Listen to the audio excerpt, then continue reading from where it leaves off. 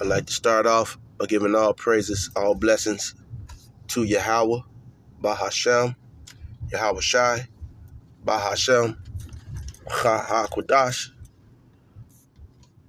Double honors to the apostles, bishops, elders of Great Millstone who taught me this truth. Uh, peace and salutations to the elect men pushing this word in all truth and in all sincerity, risking life and livelihood in so doing, especially in these days and times, because we are in the end times. All right, and shalom to the women and the children who are watching and learning from these videos as well. All right, and just going to piggyback off of a few videos that I recently saw. All right, and just to show you how relevant these scriptures are. All right, to show you how on point, how exact the scriptures are. All right, this is Revelation 12:7, and it says,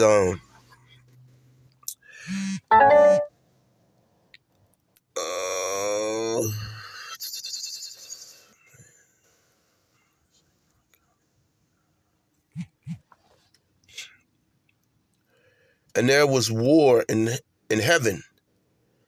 Michael and his angels fought against the dragon. Okay? So Michael,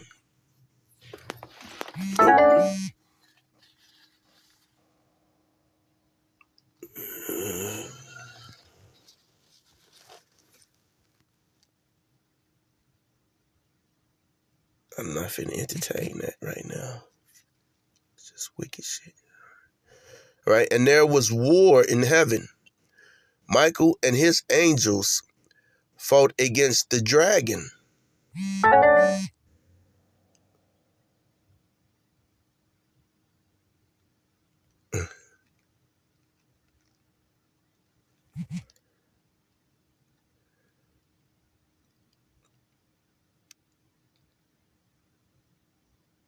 Okay, so Salakia. My nose is stopped up. My voice is in and out, and Salakia.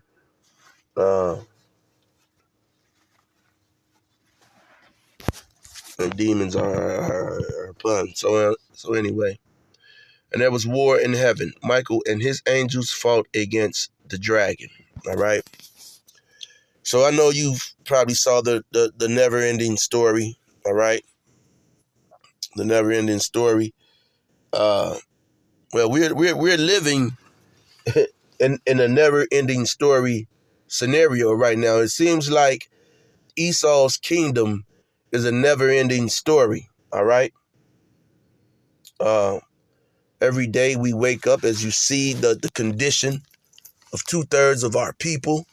And even though, it's not just relegated to just the 2/3, we live in these conditions as well. We can't live well, in this kingdom. All right. I mean, we can, but even that is at a cost that, we are not willing to pay. All right.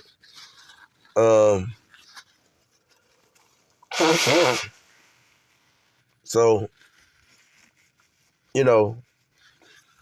we live according to our allowance of daily bread. All right. Just enough. All right. And just above, just total poverty. Okay. So when Michael and the angels are fighting, they're not fighting against Falcor. Okay. That dragon. All right. On the never ending story. All right. But they are fighting against the darkness, all right, against the nothing, all right. And Esau represents the nothing, all right, that you saw in the never-ending story. The nothing comes and that's Esau, man. That's the Edomites, man. All right.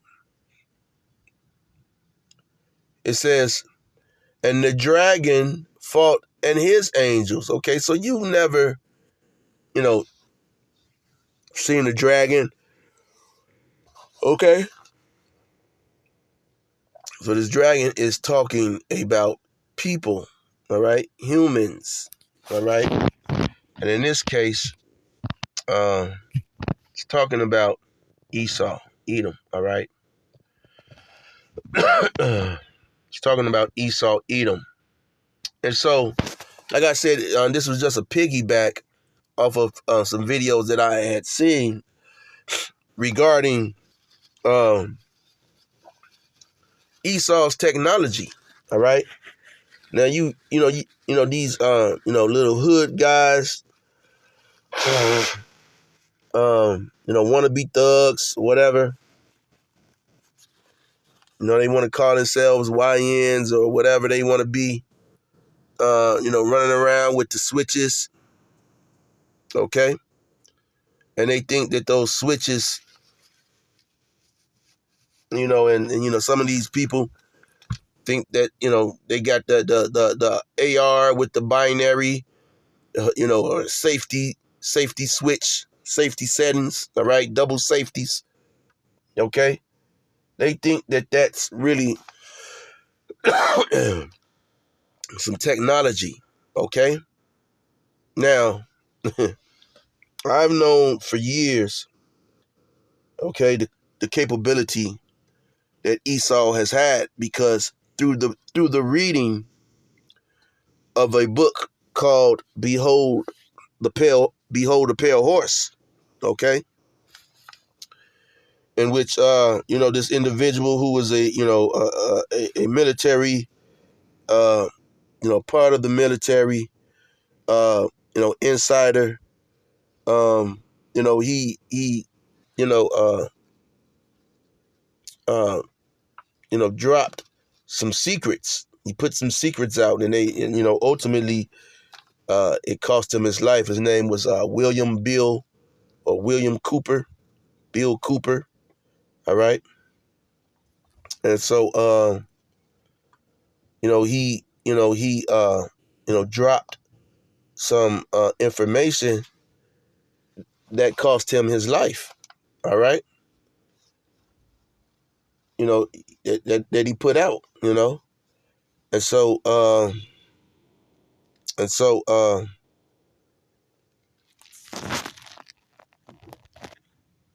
right. And so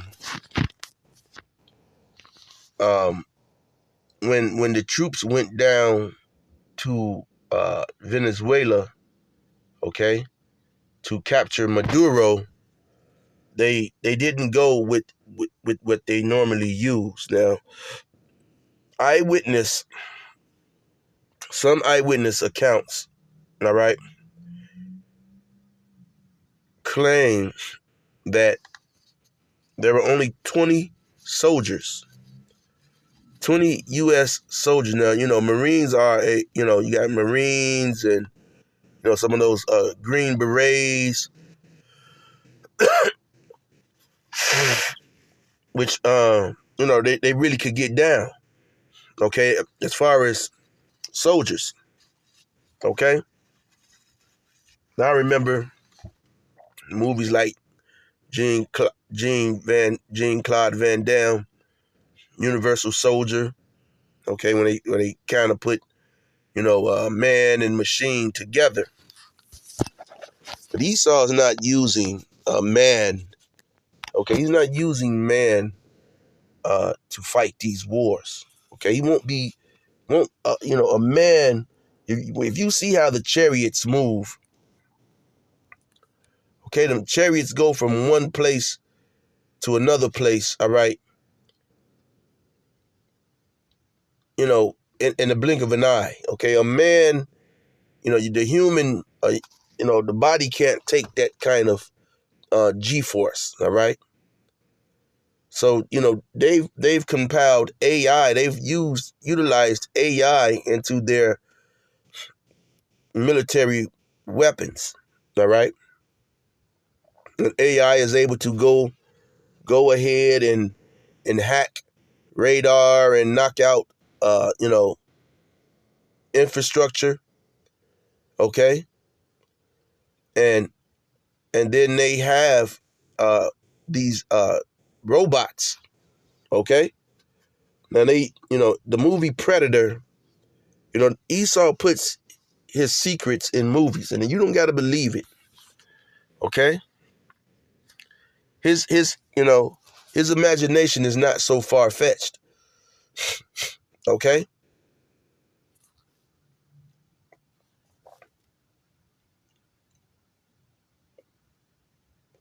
So I'm going to play this little clip right here. It's used by predators. First, the shoulder cannon, or plasma caster, a plasma blaster that tracks targets and can vaporize with one shot. Some predators even wear two.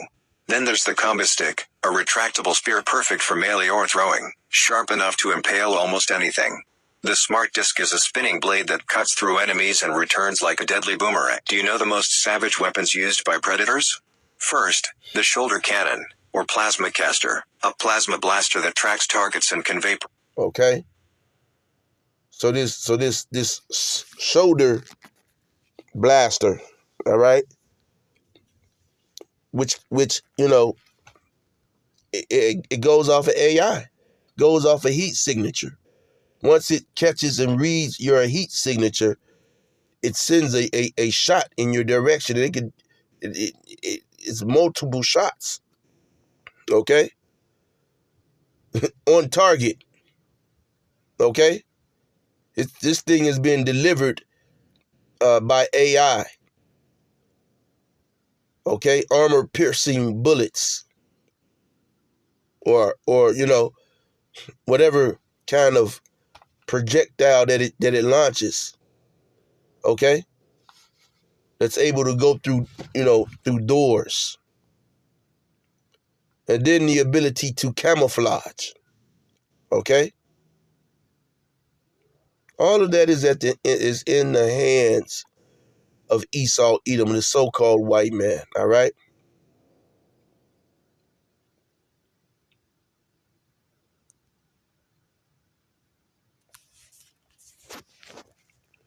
Rise with one shot. Some predators even wear two. Then there's the combo stick, a retractable spear perfect for melee or throwing, sharp enough to impale almost anything. The smart disc is a spinning blade that cuts through enemies and returns like a deadly boomerang. Up next, the net gun. It fires a razor-sharp net that tightens around victims, slicing them to death unless they're lucky or acidic. Finally, the shuriken, a folding star blade first seen in Alien vs. Predator, fast, deadly, and sharp enough to slice an alien's head clean off. If you love brutal alien tech, like, subscribe, and join What Happens If for more killer Okay. But no, one of the most deadliest weapons that the predator has is the ability to do like the chameleon. All right, to go in like a chameleon, transform its color. All right, to any kind of background to where you can't see, it. Okay, like just like a chameleon or a reptile. Okay.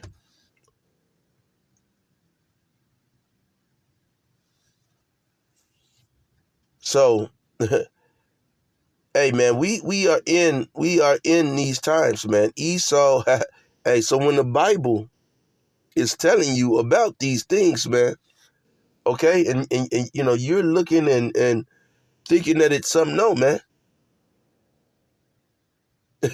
Esau has this technology, okay? He has it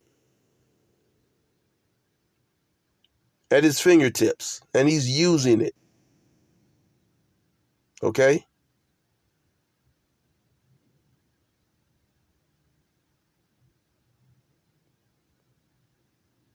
Even though they make these predators look like Jake, no, man. The predators are them, are Esau, man. Okay? It's Esau, man. So anyway, I got more. I did have more. I think I did have more uh, with this, but um, just keep it short. I just wanted to share that, all right? Because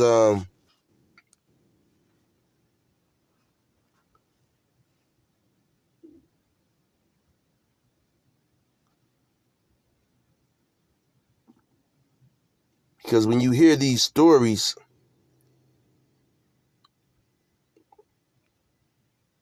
We're Phoenix Energy, a family-owned oil company focused on unleashing American oil from North Dakota and mystery weapon during the raid to capture Nicolas Maduro. American forces wiped out hundreds of fighters without losing a single soldier. Now, a new report may shed some light on the methods used by them. According to the report, the U.S. used a powerful mystery weapon that rendered Venezuelan soldiers ineffective during the raid. The report is based on an alleged account of the night's event by a Venezuelan guard. Now, the account claims that the weapon brought Venezuelan soldiers to their knees. They were bleeding through the nose and vomiting blood. The alleged witness account was also shared on social media by the White House press secretary. In the interview, the guard allegedly described how U.S. forces use technology unlike anything he has ever seen. He said that all their radar systems shut down without any explanation. It was followed by a lot of drones flying over their positions. He claimed that a helicopter arrived moments later, deploying what he estimated were just 20 U.S. troops into the area. But he said that these few men came armed with something far more powerful than guns. The guard claims that the U.S. troops shot with precision and speed. He said, and I'm quoting, "It felt like each soldier was firing 300 rounds per minute." At one point, U.S. troops launched another weapon, according to the guard's account. It was like a very intense. okay? So this is we're in that time, all right? We're in that time, man. So these are interesting times, man. Okay? Okay? Yeah, that shoulder, some predators use two of them. Yeah. That hey man, hey, this man is the pure demon, man. Okay? So, Lord willing, hey, you guys talking about switches. You guys talking about switches and your little AR, man. Hey, man, you ain't gonna be able to do nothing against that, man. Okay? thermal weapons that are fitted with thermal imaging. All right, that fire at a thermal signature. Get, get your mind right, man. Get your mind right. All right. So a lot of you Israelites, man, you're stuck in the past, man. Along with 2/3 of our people, stuck in the past, man. Esau's not playing. So with that being said, Lord willing, you will edify till next time. Shalom.